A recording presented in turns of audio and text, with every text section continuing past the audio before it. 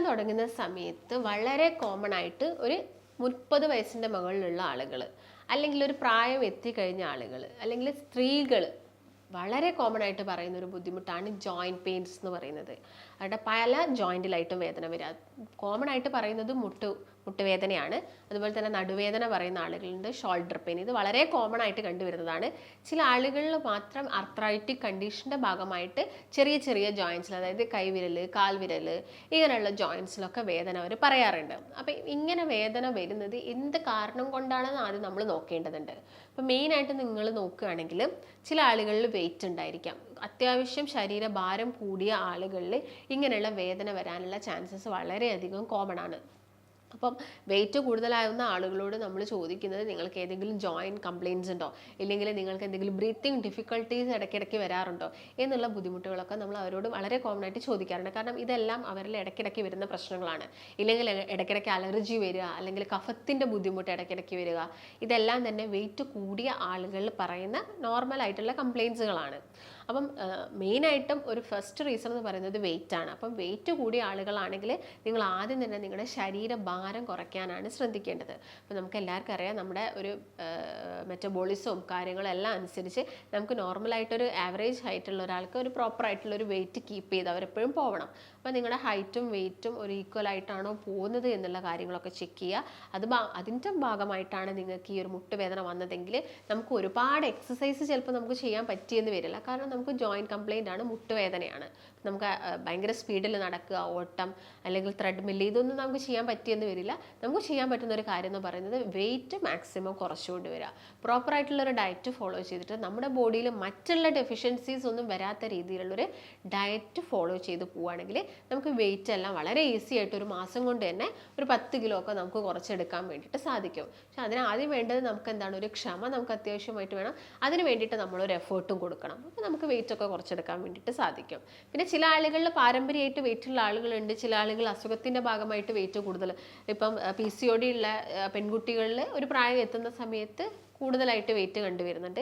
ചില പെൺകുട്ടികളിൽ വെയിറ്റ് മൂലം PCOD വരാറുണ്ട്. അപ്പോൾ അതെന്ത് കാരണം കൊണ്ടാണ് എന്നുള്ള കാര്യങ്ങളൊക്കെ നിങ്ങൾ ചെക്ക് ചെയ്യുക. അല്ലെങ്കിൽ തൈറോയിഡിൻ്റെ പ്രശ്നം കൊണ്ടാണോ വരുന്നത്, അല്ലെങ്കിൽ ഇപ്പോൾ വീട്ടിൽ പാരൻസ് ഒക്കെ കുറച്ച് വെയിറ്റുള്ള ആളുകളാണെങ്കിലും കുട്ടിയാണെങ്കിലും കുറച്ചൊരു ഭക്ഷണം കഴിക്കുമ്പോഴേക്കും വെയിറ്റ് കൂടുന്ന ഒരു ടൈപ്പായിട്ടുള്ള ആളുകളൊക്കെ ഉണ്ടായിരിക്കും. അപ്പം എന്താണ് കാരണം, അല്ലെങ്കിൽ വെയിറ്റ് കുറയ്ക്കാനുള്ള ആ ഒരു മെത്തേഡ്സും കാര്യങ്ങളൊക്കെ നിങ്ങൾ ചെക്ക് ചെയ്യാം. മറ്റൊരു പെയിൻ കംപ്ലയിൻ്റ് ആയിട്ട് ഈ മുട്ടുവേദനയ്ക്ക് വരുന്ന ഒരു പ്രശ്നം എന്ന് പറയുന്നത് തേയ്മാനം കൊണ്ടാണ്. അപ്പം തേയ്മാനം കൂടുതലായിട്ട് വരിക, അല്ലെങ്കിൽ ഒരുപാട് ജോലി ചെയ്യുന്ന ആളുകൾ റെസ്റ്റ് എടുക്കാതെ ഫുൾ ടൈം നടക്കുക, ഓടുക, അല്ലെങ്കിൽ അങ്ങനെ ഫുൾ ടൈം ജോലി ചെയ്യുന്ന സ്ത്രീകളിലൊക്കെ നമ്മൾ കണ്ടുവരുന്ന ഒരു പ്രശ്നമാണ് മുട്ടിന് വരുന്ന തേയ്മാനം എന്ന് പറയുന്നത്. അപ്പോൾ മുട്ടിന് വരുന്ന തേയ്മാനത്തിന് നമുക്ക് മെയിൻ ചെയ്യാൻ പറ്റുന്നൊരു കാര്യം എന്ന് പറയുന്നത് റെസ്റ്റ് എടുക്കുക തന്നെയാണ്. നമ്മൾ എത്ര മെഡിക്കേഷൻസ് കഴിച്ചാലും നമുക്ക് മുട്ടിൻ്റെ തേയ്മാനൊന്നും കംപ്ലീറ്റ് ആയിട്ട് മാറ്റിയെടുക്കാൻ വേണ്ടിയിട്ട് സാധിക്കില്ല. അപ്പം ഓൾറെഡി വന്നു കഴിഞ്ഞു, ഇനി നെക്സ്റ്റ് സ്റ്റേജിലോട്ട് അത് പോവരുത്. ആ ഒരു റെമഡി നമുക്ക് അവർക്ക് കൊടുക്കാൻ വേണ്ടിയിട്ട് പറ്റും. അതിന് വേണ്ടിയിട്ടുള്ള മെഡിക്കേഷൻസ് നമുക്ക് അവർക്ക് കൊടുക്കാൻ വേണ്ടി പറ്റും. അപ്പം ഓൾറെഡി അവരുടെ തേയ്മാനം വന്നു കഴിഞ്ഞാൽ ഇപ്പം അലോപ്പതി അല്ലെങ്കിൽ മോഡേൺ സയൻസ് നോക്കുകയാണെങ്കിൽ അവർക്കൊരു ഓപ്ഷൻ എന്ന് പറയുന്നത് സർജറിയാണ്. അപ്പം സർജറി നമ്മൾ ചെയ്ത് കഴിഞ്ഞാൽ നമ്മൾ ഒരുപാട് കാര്യങ്ങൾ ശ്രദ്ധിക്കണം. പിന്നെയും നമ്മൾ റെസ്റ്റ് എടുക്കണം. അതുപോലെ തന്നെ മുട്ടിന് കൂടുതൽ ബലം കൊടുക്കാൻ പാടില്ല, വെയിറ്റ് എടുക്കാൻ പാടില്ല, അങ്ങനെ എല്ലാ പ്രശ്നങ്ങളും ഉണ്ട്. അപ്പം നോർമലി നിങ്ങൾ മുട്ടുവേദന ഉള്ള വ്യക്തിയാണെങ്കിൽ കൂടിയും നിങ്ങളും ഈ വെയിറ്റ് കൂടുതലായിട്ട് എടുക്കാൻ പാടില്ല. വെയിറ്റ് ലിഫ്റ്റിംഗ് നിങ്ങൾക്ക് അവോയ്ഡ് ചെയ്തിരിക്കുന്ന ഒരു കാര്യമാണ്. അപ്പോൾ അമിതമായിട്ട് വെയിറ്റ് എടുക്കാൻ പാടില്ല. അതുപോലെ തന്നെ നിരപ്പായിട്ടുള്ള ഒരു സ്ഥലത്തോടു കൂടി വേണം നടക്കാൻ. അപ്പം നിരപ്പായിട്ടുള്ള സ്റ്റെപ്പ് കയറുന്നതും ഇറങ്ങുന്നതൊക്കെ പരമാവധി കുറയ്ക്കാം. പിന്നെ ശക്തമായിട്ടുള്ള മുട്ടുവേദനയൊന്നുമില്ല, ചെറിയ രീതിയിലൊക്കെ ആണെങ്കിലും നിങ്ങൾ എക്സസൈസ് ഒട്ടും ചെയ്യാതിരിക്കരുത്. അതായത് ചെറിയ രീതിയിലുള്ളൊരു നടത്തം, ഒരു 10 മിനിറ്റ് എല്ലാ ദിവസവും നടക്കുക. നിങ്ങളുടെ മുട്ടിന് വേണ്ട രീതിയിലുള്ള എക്സസൈസ്, അതായത് ലെഗ് റൈസിങ് എക്സസൈസ്, അങ്ങനെയുള്ള മുട്ടിന് നമ്മൾ കൊടുക്കുന്ന സൈക്ലിംഗ് പോലെയുള്ള എക്സസൈസ്, അല്ലെങ്കിൽ വയറ് കുറയ്ക്കുന്ന രീതിയിലുള്ള എക്സസൈസ് എല്ലാം ചെയ്യണം. നിങ്ങൾ ബെഡ് കിടന്നിട്ടാണെങ്കിലും നിങ്ങളത് ചെയ്യാൻ വേണ്ടിയിട്ട് പ്രത്യേകം ശ്രദ്ധിക്കണം.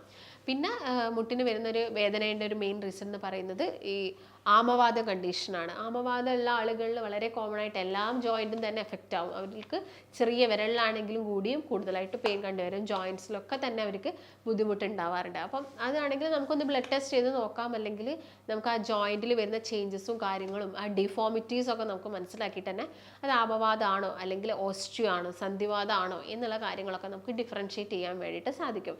മെയിനായിട്ട് ഇത് തന്നെയാണ് മുട്ടുവേദനയ്ക്കുള്ള കുറച്ച് റീസൺസ് എന്ന് പറയുന്നത്.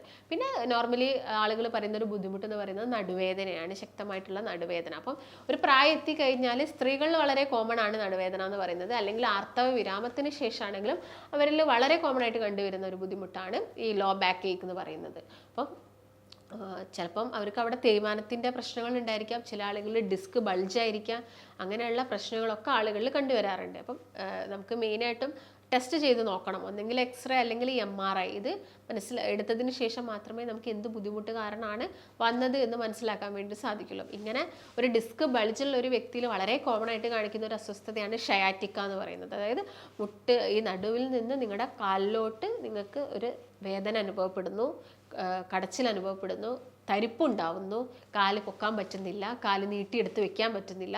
ഇതൊക്കെ വളരെ കോമൺ ആയിട്ട് ഷയാറ്റിക്ക പേഷ്യൻസിൽ പറയുന്ന ബുദ്ധിമുട്ടുകളാണ്. അപ്പം അതേതാണെന്ന് നമുക്ക് ആദ്യം മനസ്സിലാക്കണം. ഈ ഡിസ്ക് ബൾജാവുന്ന സമയത്ത് നമ്മുടെ ഡിസ്കിൽ നിന്ന് വരുന്ന ഞരമ്പ് നെർവ് അഥവാ ഞരമ്പ് ഒന്ന് ജസ്റ്റ് കംപ്രസ് ആവുന്നതിൻ്റെ ഭാഗമായിട്ട് നമുക്ക് കാലിലോട്ട് വേദന ഇറങ്ങി വരാം. ഇപ്പോൾ ചില ആളുകൾ അസഹനീയമായിട്ടുള്ള വേദന ഉണ്ടായിരിക്കും, അവർക്ക് ബെഡിൽ നിന്ന് എഴുന്നേൽക്കാൻ പറ്റാത്ത അവസ്ഥ വരാറുണ്ട്. അപ്പം അതെന്ത് കാരണം കൊണ്ടാണ് നമുക്ക് ആദ്യം മനസ്സിലാക്കണം. എന്നിട്ട് അതിന് പ്രോപ്പറായിട്ടുള്ള ട്രീറ്റ്മെൻറ്റ്സും കാര്യങ്ങളൊക്കെ എടുക്കുക. നിങ്ങൾ വെയിറ്റ് കെട്ടി തൂക്കിയിടുന്ന ചികിത്സകളെല്ലാം തന്നെ ചെയ്തിട്ടുണ്ടാവും. ആയുർവേദത്തിൻ്റെ കേസാണെങ്കിൽ മസാജിങ്, കടിബസ്തി, അങ്ങനെ ഒരുപാട് ട്രീറ്റ്മെൻറ്റ്സ് ഒക്കെ ഇതിന് അവൈലബിൾ ആണ്. അപ്പം ഇങ്ങനെയുള്ള കാര്യങ്ങളൊക്കെ നിങ്ങൾ ആദ്യം തന്നെ ചെയ്യേണ്ടത് വെയിറ്റ് ലിഫ്റ്റിംഗ് കംപ്ലീറ്റ് ആയിട്ട് ഒഴിവാക്കണം, വെയിറ്റ് കൂടുന്നത് കുറയ്ക്കണം. ഞാൻ നേരത്തെ പറഞ്ഞ പോലെ തന്നെ നിരപ്പായ സ്ഥലത്തിലൂടെ നടക്കാൻ വേണ്ടിയിട്ട് നോക്കുക. പിന്നെ കൃത്യമായിട്ടുള്ളൊരു ഭക്ഷണം കഴിക്കുക, നല്ല ഹെൽത്തി ആയിട്ടുള്ള, നമ്മുടെ ബോഡിക്ക് കാൽഷ്യം അത്യാവശ്യമാണ്, ജോയിൻറ്റിനും ബോണിനും എല്ലാം തന്നെ കാൽഷ്യം അത്യാവശ്യമാണ്. അപ്പോൾ കാൽഷ്യം കൂടുതലായിട്ട് വരുന്ന ഫുഡുകൾ കഴിക്കുക. ഈസ്ട്രജൻ ഹോർമോൺസിൻ്റെ ഇംബാലൻസ് ഒരു മെനാപ്പോസ് എത്തുന്ന സമയത്ത് എന്താണെങ്കിലും വന്നിരിക്കും. അതിൻ്റെ ഭാഗമായിട്ട് ജോയിൻറ്റ് കംപ്ലയിൻറ്റ്സ് വരാം. അപ്പം അതെല്ലാം നികത്തുന്ന രീതിയിലുള്ള ഫുഡ് നിങ്ങളുടെ ഡയറ്റിൽ എന്താണെങ്കിലും ഇൻക്ലൂഡ് ചെയ്തിരിക്കണം.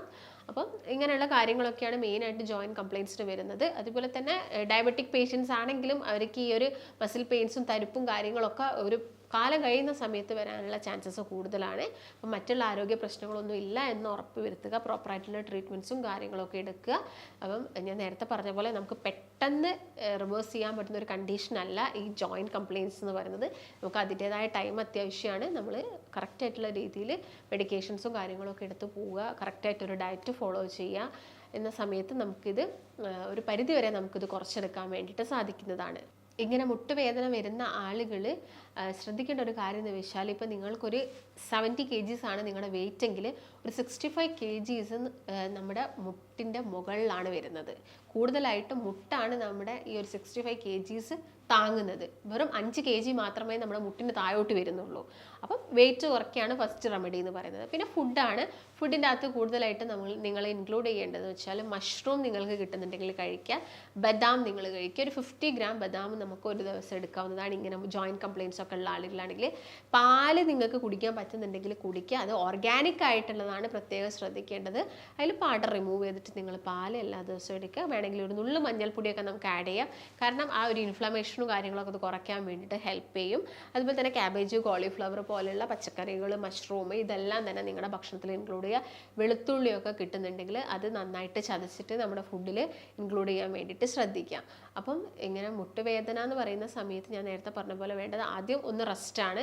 നല്ല ബുദ്ധിമുട്ടുള്ള സമയത്ത് നമുക്ക് വേണമെങ്കിൽ കാലിന് ബെൽറ്റ് ഇട്ടതിന് ശേഷം നമുക്ക് കാലിന് ആ റെസ്റ്റ് കൊടുക്കാവുന്നതാണ്. വളരെ ടൈറ്റായിട്ട് നിങ്ങൾ കെട്ടേണ്ട ആവശ്യമില്ല. നിങ്ങൾക്ക് നടക്കേണ്ട ഒരു ആവശ്യകത വന്നാൽ നമ്മുടെ ആ മുട്ടിന് സപ്പോർട്ട് കൊടുക്കുന്ന രീതിയിലുള്ള ബെൽറ്റ്സും കാര്യങ്ങളൊക്കെ അവൈലബിൾ ആണ്. അതൊക്കെ നിങ്ങൾ യൂസ് ചെയ്യുക. അതൊക്കെ ജസ്റ്റ് എന്ത് ചെയ്യുക, ഈ നടക്കുന്ന സമയത്ത് മാത്രം യൂസ് ചെയ്യുക. രാത്രി കിടക്കുന്ന സമയത്തൊക്കെ ആണെങ്കിൽ കാല് നിർത്തി വെച്ച് കിടക്കുക. പിന്നെ എല്ലാ ദിവസവും നിങ്ങൾ എന്ത് ചെയ്യുക, ഒരു ഓയിൽ മസാജ് നിങ്ങളുടെ ആ മുട്ട ഏരിയ അല്ലെങ്കിൽ ജോയിൻറ്റ്സ് ഏരിയ അല്ലെങ്കിൽ ഫുൾ ബോഡി നിങ്ങൾക്ക് എന്ത് ചെയ്യാം, ഒരു മസാജ് കൊടുക്കുക. നമുക്കൊരു പ്രായം എത്തുന്ന സമയത്ത് അല്ലെങ്കിൽ ഒരു 40+ ഒക്കെ ആവുന്ന സമയത്ത് തന്നെ സ്ത്രീകൾക്ക് എല്ലാ ദിവസവും ഒരു ഓയിൽ മസാജ് നല്ലതാണ്. ഒരു 20 മിനിറ്റ് എങ്കിലും എന്ത് ചെയ്യുക, നിങ്ങൾ എണ്ണയെല്ലാം എല്ലാ ജോയിൻറ്റ്സിനൊക്കെ പിടിപ്പിച്ചിട്ട് നമ്മളൊരു മസാജ് കൊടുക്കുന്ന സമയത്ത് തന്നെ നമ്മുടെ ബോഡിക്ക് നമ്മളൊരു സർക്കുലേഷൻ കൂട്ടുകയാണ് ചെയ്യുന്നത്. ഈ ഒരു ഏരിയയിലൊക്കെ നമ്മൾ സർക്കുലേഷൻ കൂട്ടുകയാണ് ചെയ്യുന്നത്. അതുപോലെ നമുക്ക് നമ്മുടെ മുട്ടിനാണെങ്കിലും അതുപോലെ തന്നെ നടുവിനാണെങ്കിലും ഷോൾഡറിനാണെങ്കിലും ഒക്കെ തന്നെ ഒരു മസാജ് കൊടുക്കുന്നത് വളരെയധികം നല്ലതായിരിക്കും. അത് നിങ്ങൾ എന്ത് ചെയ്യുക, നന്നായിട്ട് ഒരു ഓയിൽ ഡബിൾ ബോയിലിംഗ് ചെയ്യുക, ഒന്ന് ചൂടാക്കി എടുത്തിട്ട് എന്ത് ചെയ്യുക, അവിടെയൊക്കെ അപ്ലൈ ചെയ്തിട്ട് അത്യാവശ്യം ഒന്ന് കുറച്ച് സമയം വെയിറ്റ് ചെയ്തതിന് ശേഷം നിങ്ങൾ പോയിട്ട് കുളിക്കാം. അത് എല്ലാ ദിവസവും എന്ത് ചെയ്യുക, ഒരു 40 വയസ്സ് കഴിഞ്ഞ സ്ത്രീകളും പുരുഷന്മാരും ഒക്കെ ചെയ്യുന്നത് അവരുടെ എല്ലിനും ജോയിൻസിനൊക്കെ കുറച്ചും കൂടി ഒരു ബലം കിട്ടുന്നതിന് ഹെൽപ്പ് ചെയ്യും. ഇപ്പോൾ തേയ്മാനം വന്ന ആളുകൾക്ക് ഇപ്പം ഓയിൽ കൊടുത്തു കഴിഞ്ഞാലും ആ തേയ്മാനം നമുക്ക് കുറച്ചെടുക്കാനൊന്നും പറ്റില്ല. അപ്പം മറ്റുള്ള ഭാഗങ്ങൾക്ക് അല്ലെങ്കിൽ അതിൻ്റെ ചുറ്റുമുള്ള കാർട്ടിലേജിനും ഒക്കെ ബലം കൊടുക്കുക എന്നുള്ളൊരു ഉദ്ദേശത്തോടു കൂടിയാണ് ഈ ഒരു ഓയിൽ മസാജും കാര്യങ്ങളൊക്കെ പറയുന്നത്. അതിൻ്റെ കൂടെ തന്നെ നിങ്ങൾ ഫിസിയോതെറാപ്പിയും കാര്യങ്ങളൊക്കെ കണ്ടിന്യൂ ചെയ്തു പോവുക. അപ്പോൾ ഇതൊക്കെ ഒന്ന് ശ്രദ്ധിക്കുകയാണെങ്കിൽ നമുക്ക് ഇങ്ങനെയുള്ള ബുദ്ധിമുട്ടുകളൊക്കെ കുറച്ചെടുക്കാൻ വേണ്ടിയിട്ട് സാധിക്കുന്നതാണ്. അപ്പോൾ നിങ്ങൾക്ക് ഇങ്ങനെ ബുദ്ധിമുട്ടുകളോ വേദനകളോ കാര്യങ്ങളോ ഒക്കെ ഉള്ള ആളുകളൊക്കെ ആണെങ്കിൽ, കൺസൾട്ടേഷൻ അത്യാവശ്യമായിട്ടുള്ള ആളുകളാണെങ്കിൽ താഴെ കാണുന്ന നമ്പറിൽ കോൺടാക്ട് ചെയ്യുക. നമുക്ക് മറ്റൊരു നല്ല ഹെൽത്ത് ടോപ്പിക്കായിട്ട് വീണ്ടും കാണാം. നന്ദി.